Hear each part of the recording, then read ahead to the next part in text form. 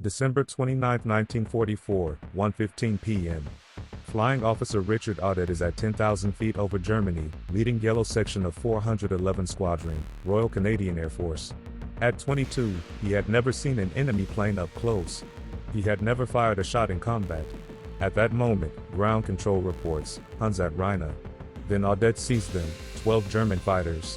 4 Messerschmitt Bf-109s and 8 Focke-Wulf Fw-190s. Flying in tight formation 6,000 feet below him.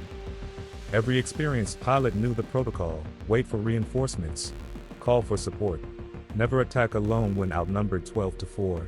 Audet did the exact opposite. In 5 minutes, he would destroy 5 German planes. Alone. His first aerial combat would instantly turn a rookie into an ace. And the tactic he used was called a suicide error by all who witnessed it. This is the true story of the deadliest dogfight of 1944. Richard Joseph Audet was born on March 13, 1922, in Lethbridge, Alberta. At 19, he enlisted in the Royal Canadian Air Force. Audet received his pilot wings in October 1942. But then came 26 months of additional training. He arrived in England eager to fight. And he waited. And he waited. While waiting, he married in July 1944. He promised her he would return. On September 14, 1944, Audet finally joined 411 Squadron, the Grizzly Bear Squadron, based in the Netherlands. He flew a Supermarine Spitfire LF Mk9. The Spitfire 9 was a magnificent machine, but no aircraft, however good, can compensate for the lack of combat experience. And Audet had none. Late December 1944 was brutal. The Battle of the Bulge had begun. The Luftwaffe, nearly extinct, made one last push. On December 29, 2,300 Allied aircraft swarmed the skies. The Luftwaffe sent only 130 fighters, and 5 of them would fall to a single Canadian pilot in his first combat. But not because he followed the rules. December 29, 1944. First sortie, morning. Mission, fighter sweep in the Rhine-Osnabrück area. Totally hostile territory. Audet led Yellow Section, 4 Spitfires. At 1:15 p.m., ground control reported, Huns at Rhine. Audet spotted a Messerschmitt Me 262, the German jet, flying too far away. But then, he spotted something better. Or worse. 12 German fighters. 4 Bf-109s and 8 Fw-190s. Altitude, 6,000 feet. Audet had 4 Spitfires. The Germans had 12 fighters. Simple math. Protocol said, observe. Report. Wait for reinforcements. Never attack when outnumbered 3-1. But Audet had altitude. He had speed. He had the advantage of surprise. And he had something no veteran had anymore, the reckless aggression of someone who has never seen a man die. He dove. He didn't warn his section. He didn't wait for permission. He didn't calculate the odds. He simply rolled the Spitfire to port and descended like a hawk on ice. Speed increasing dangerously. The Spitfire shook. Audet targeted the last Bf-109 in the German formation. The German pilot never looked up. Audet close to 200 yards. No warning. No hesitation. He pressed the triggers. The 20mm cannons boomed. Explosive shells hit the Bf-109's fuselage. Audet watched the impacts walk from the tail to the cockpit. The 109 rolled violently to the left. Then it exploded. The aircraft disintegrated in midair. Audet's first kill. The first kill of his life. It took 4 seconds. The other 11 German fighters panicked. The formation broke. Chaos reigned. Exactly what Audet wanted. He spotted an Fw-190 being chased by a Spitfire, one of his own, trying to keep up.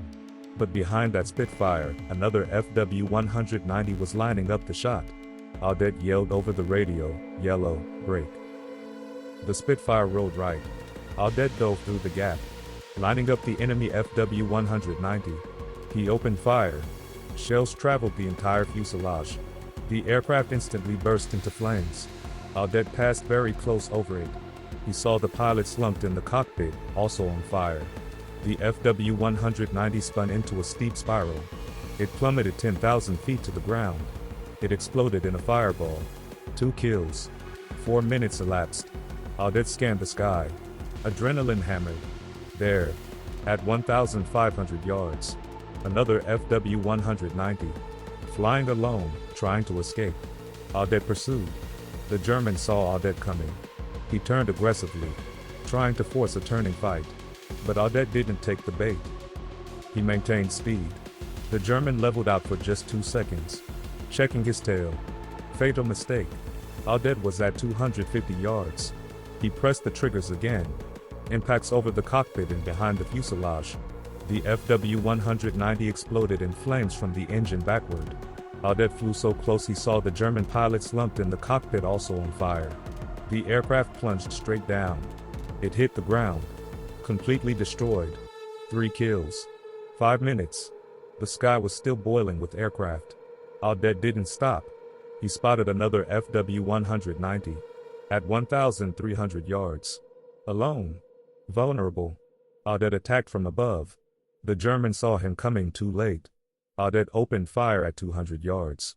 Impacts ran across the Fw-190. It dove vertically. Audet followed. Speed increasing dangerously. He saw the German aircraft hit the ground. 4 kills. He spotted an object ejecting from the plane he had just hit. A pilot bailing out. The parachute opened but immediately shredded into pieces. There was no time for contemplation. At 2 o'clock, another Bf-109. Flying aggressively. Looking for revenge. Audet turned to face it. The 2 fighters approached on a head-on collision course. At 900 yards, both opened fire simultaneously. Tracer rounds crossed the space between them. Audet held the triggers down. Impacts hit the Bf-109. At 400 yards, the 109 broke off abruptly and violently, fleeing. But the movement was uncontrolled. The aircraft tumbled violently until it hit the ground and exploded in flames. Flying Officer McCracken, Yellow 4, saw the aircraft crash and explode. 5 kills. 7 minutes of total combat. When Audet finally gathered his section and returned to base, the radio silence was broken by astonished voices. "How many did you get, Yellow 1? 5 confirmed." No one believed it. Not initially. A rookie. His first combat. 5 kills. Impossible. But Flying Officer McCracken visually confirmed at least 2. Audet's gun camera captured 3 others clearly. Intelligence reports cross-referenced the data. 5 German aircraft destroyed in the Rhine-Osnabrück area between 1:15 p.m. and 1:22 p.m. The math didn't make sense. But the facts were undeniable. What Audet did violated every principle of air combat. He attacked alone against 12 enemies. He never asked permission. He pursued targets aggressively. Veteran pilots called it a suicide error. They said he was incredibly lucky. But it worked. Because Audet did something veterans no longer did. He attacked with absolute abandon. Without fear. Without hesitation. He didn't yet know he was supposed to be afraid. And that ignorance made him lethal. 411 Squadron claimed 9 German aircraft destroyed that day. Audet accounted for 5 of them alone. He became an instant celebrity. On February 16, 1945, Audet was awarded the Distinguished Flying Cross. The official citation stated, "This officer has proved himself to be a highly skilled and courageous fighter pilot." In December 1944, the squadron engaged combat against 12 enemy fighters in the Rhine-Osnabrück area. In a very vigorous action, Flying Officer Audet achieved outstanding success in destroying 5 enemy aircraft. This feat is a splendid tribute to his brilliant marksmanship, great gallantry, and tenacity. But Audet's story did not end in glory. In January 1945, he continued flying missions. He shot down 6.5 more enemy aircraft. His total score, 11.5 destroyed aircraft. On March 9, 1945, he was awarded a bar to his Distinguished Flying Cross, posthumously. Because on March 3, 1945, Flight Lieutenant Richard Joseph Audet was attacking a German train. Low-level strafing mission. The train fired back. Anti-aircraft fire. A burst hit Audet's Spitfire.